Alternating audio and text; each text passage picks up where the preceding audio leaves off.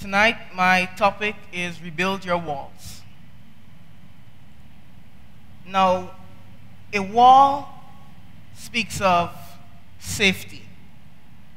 It speaks of protection and fortification. It can be used to cower behind, or it can be used as an advantage over your enemies. It can be a means of your salvation, but it can just as quickly become a cage that traps you. Walls have been used as a city's strength and defensive ability. When the walls of a city fell, it more often than not resulted in the destruction or conquering of said city. Today, however, walls exist, not as the giant stone walls of the past, but as individuals. The people we surround ourselves with form our walls. The question then becomes, how strong is your wall? Before we get into what the walls protect, we have to find out what they're made of. Now, defensive walls were generally made of stone, and a stone is a piece of rock that has been quarried and worked on to a specific shape and size for a purpose. And rocks, on the other hand, can be classified into three groups. There's sedimentary, there's igneous, and there's metamorphic. Sedimentary rocks are formed from particles of sand, shells, pebbles, and other fragments of material. Gradually, the sediments accumulate in layers, and over a long period of time, hardens into rock. Generally, sedimentary rock is fairly soft and may break or crumble easily. They also usually contain fossils. So the characteristics of a person who is sedimentary, they have layers. What you see on the outside is not necessarily what they're made of. They cannot be defined by a definite description. I can look at them and say, you are sand, or you are a believer. But in the next couple of days, I see clay. Are you clubbing somewhere? Who are you? Sedimentary people are weak. At the slightest hint of pressure, they crumble and fall apart. They take an extremely long time to harden into rock. But at the end of it all they have to show for it is their weakness when faced with situations.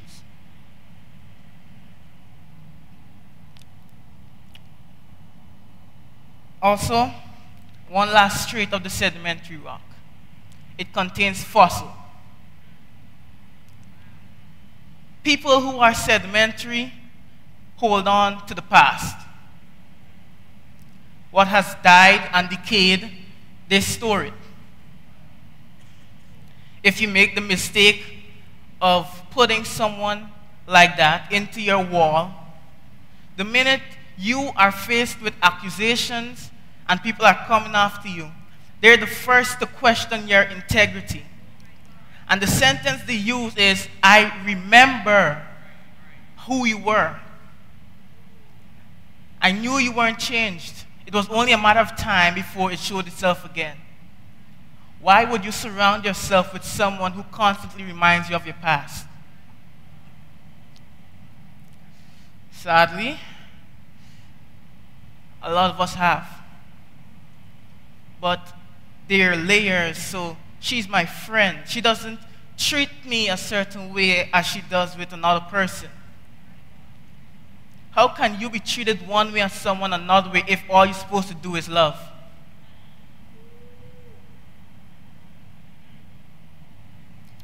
Next, we have the igneous rocks.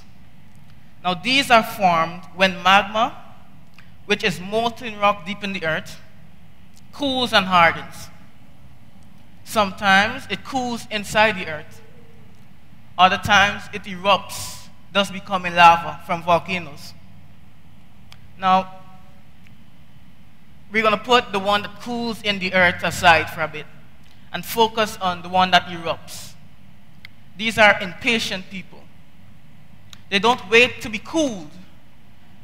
They want to burst to the surface to be seen before their time is right. Now, the igneous rocks, they look shiny and glass-like. But sometimes gas bubbles and spaces occur during the cooling process, leaving holes and spaces in the rock. So in your rush to be seen, you have made yourself incomplete.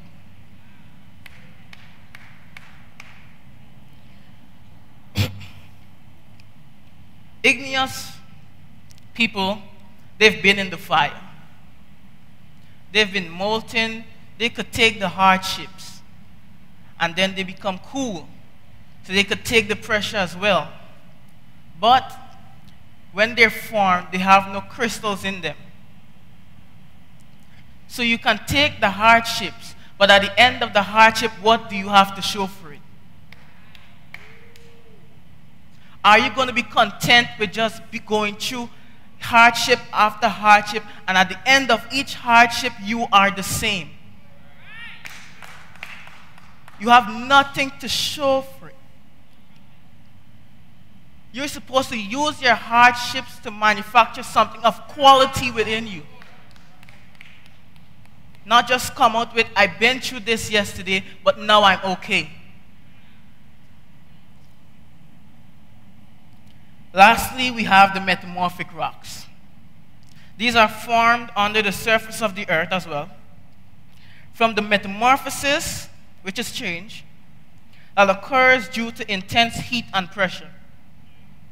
The rocks that result from these processes often have legible layers and may have shiny crystals formed by minerals growing slowly over time on their surface. These are the kind of people we need to surround ourselves with. Not only should we surround ourselves with them, we should strive to be metamorphic. Before we spoke about the igneous rocks, the one that cools in the earth. When you're in the earth, you're constantly under pressure. Unlike before, you don't burst out onto the scene. You wait and you're processed.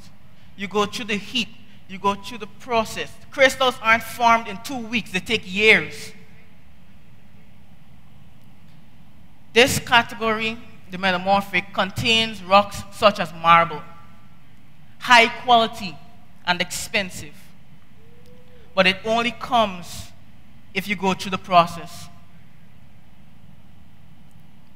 The process seems long, but it teaches you to not only go through it, but also to have something to show for it. Don't jump out of the process prematurely. Focus on who you will be, not where you are.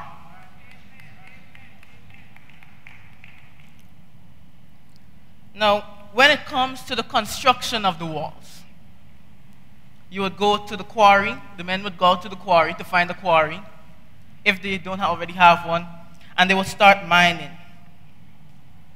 looking for stones suitable for construction. But in the quarry, you find all the types of rocks. You find the sedimentary, you find the igneous, you find the metamorphic. We all come from the quarry. The quarry.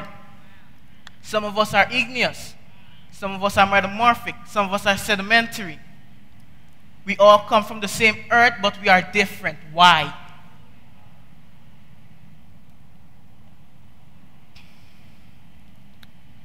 Tonight, I'm here to tell you that if you are not willing to go through the process of becoming metamorphic, This building has a lot of exits that you can use. In this season, it's not about looking like me. Because we rocks, you look like me. You praise like me. You dance like me. Children play pretend. Mature adults face reality.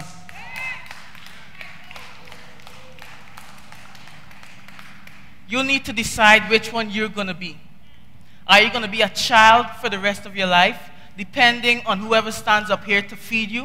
Or are you going to be mature and be able to go through your hardships and have something to show for it at the end?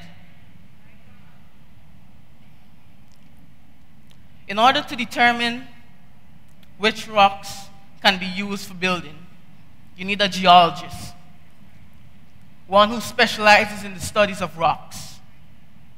God is our geologist. No one knows a person better than he can, more than he can. So if you're a spiritual leader, hears the voice of God and listens to it, and he tells you to stay away from someone, and you go and still stay with them, you will get hurt. If you do not heed the word of your spiritual leader, you will get hurt. This season, it might even cost you your life.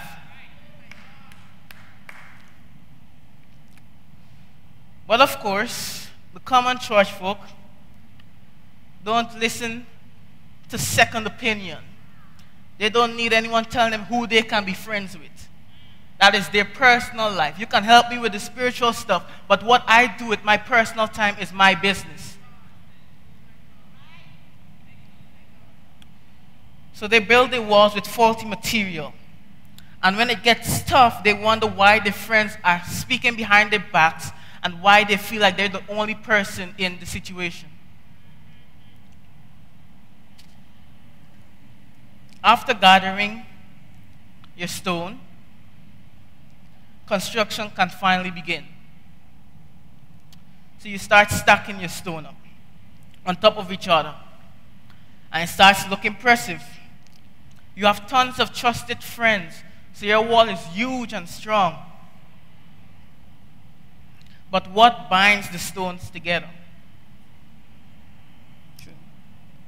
In bricklaying, there's a substance used called mortar. Today we use cement. They act as a binding agent between stones.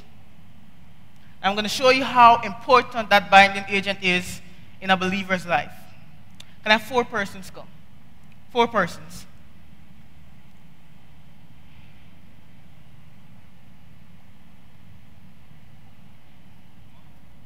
Okay, come up here. You 3, face that way. Come past Reggie. I want you to face that way as well. Hook arms. No, you don't hook arms. You just stand close. Here we have stone. We have mortar or cement. Stone. We have nothing here. Stone. We have person. We have Holy Spirit. We have assignment. We have purpose. We have person. We have person. We have familiarity. We have family. We have friendship. Then we have person. Family doesn't bind you together.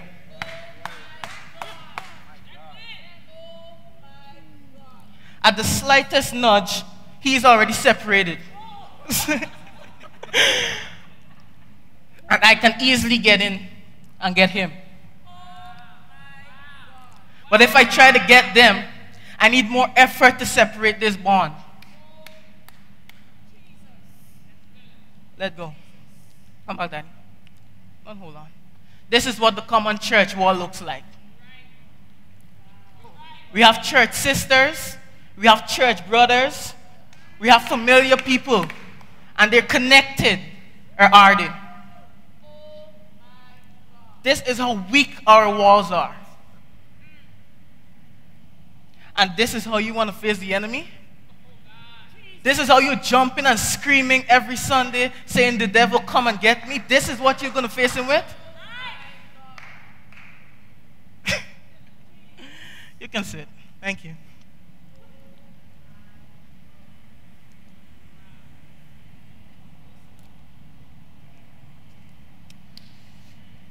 Now, within the walls, there are certain components that aid in the functionality of the city.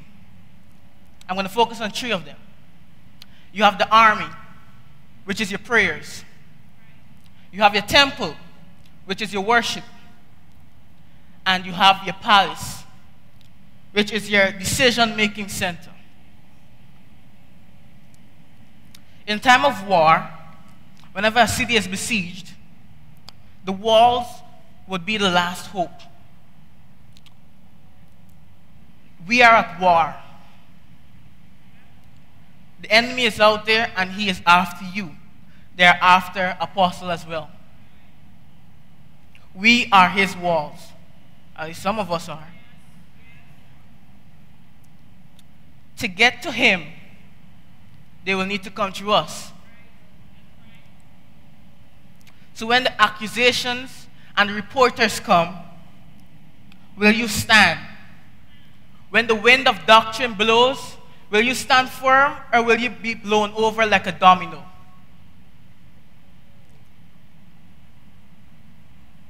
Like I said, this building has a lot of exits. You can use them. This isn't the season to be playing games. This is not the season to be playing games.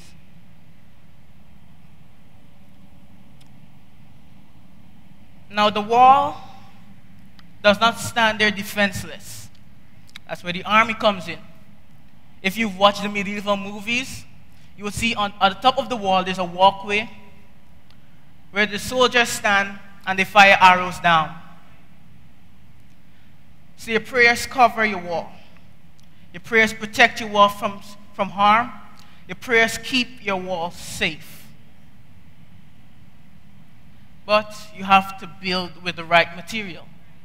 Because the enemy has long-range weapons as well. One of them being the trebuchet.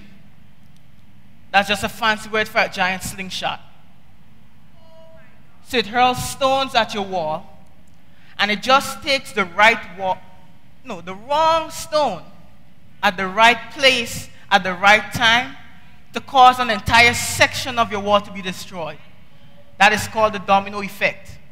If you hit the one at the bottom, the ones at the top will fall because they have no support. And it's all because you chose not to use the right material to build your wall.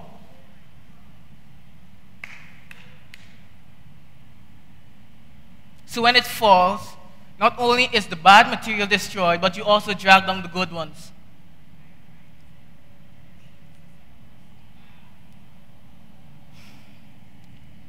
When your wall falls, your army loses morale. Morale is the will to fight. You lose your will to pray. Your prayers are affected. When your prayers are affected, your temple is left defenseless. The enemy goes in, loots your temple, and destroys it. The temple is your worship. They destroyed the temple because they did not worship the God that you worshipped. So they destroyed it and built one that they worshipped. So when your wall falls, your worship is destroyed. So what you worship God now, but who will you worship when your temple is destroyed? The answer is whoever they tell you to. With your temple destroyed, the next one is the palace. That's where the king is. That's where your decisions are, your convictions. When they get to your king and they kill him, what do you believe in? Before he used to speak a whole lot about homosexuality, how it's a sin. You can't do this in church. I don't want any homosexual in church. When they got you on CNN, who do you believe in? Will you change the way you speak. If you do, that means your temple is destroyed and your king is captured or dead. If he's dead, then what are you going to do?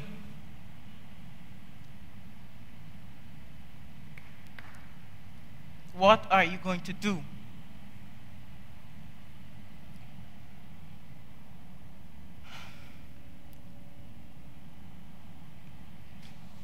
Walls may look simple,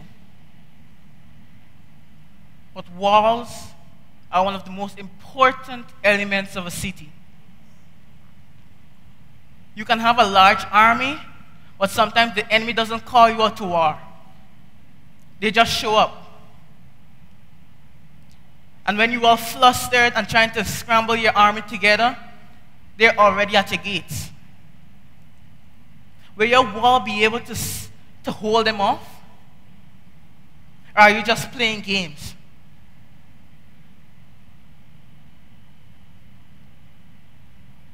You need to know who you are connected to. Not because I know you means that you have a part in my life. Familiarity has to end. If you're not connected for assignment and purpose, do not be around me. This is not the time to be playing games. I'm going to close with this. Never let familiarity hinder your destiny. Do not let people hinder who you will be. Do not let family hold you back from who God tells you you are. And unless you get it, you will always be a child.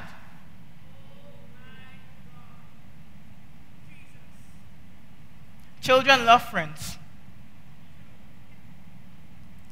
If you go to the school, the kids will point out everybody in the class as being their friends. They love companionship. Mature adults, they deal with what can you offer me? How can we aid each other? How can we elevate each other? That is what we have to come to in this church. If not, again, you can leave. Your blood will not be on apostles' hands. Your downfall will not be on anyone in this church's hands. It's time for you to get up, grow up, and fly straight. Let us stand.